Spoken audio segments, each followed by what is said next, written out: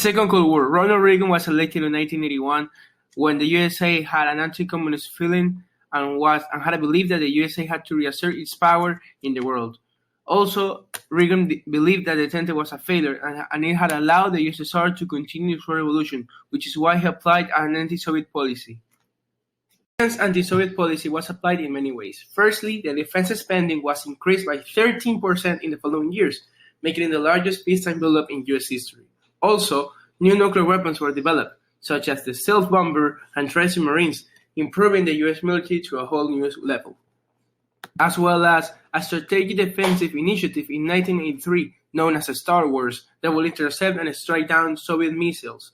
This undermined the whole idea of MAD, mutually assured destruction, that was always mentioned when talking about nuclear war between the superpowers.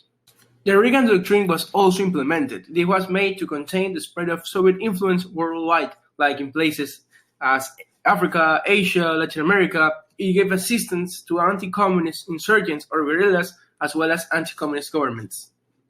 In this map, it can be seen the American involvement in Central America in the 1980s.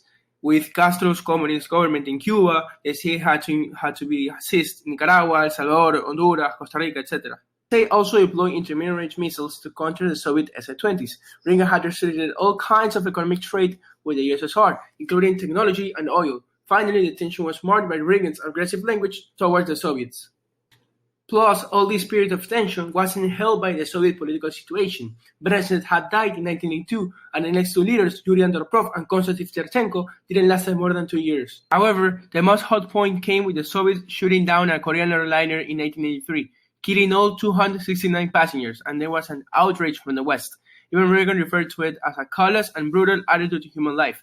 Nevertheless, this wasn't the only time, as in 1978 there was also a Korean airliner being shot down by the Soviets.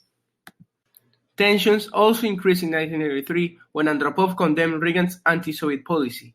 However, all this tension between the USSR and the USA will change radically with the appointment of Mikhail Gorbachev as a premier of the Soviet Union in 1985.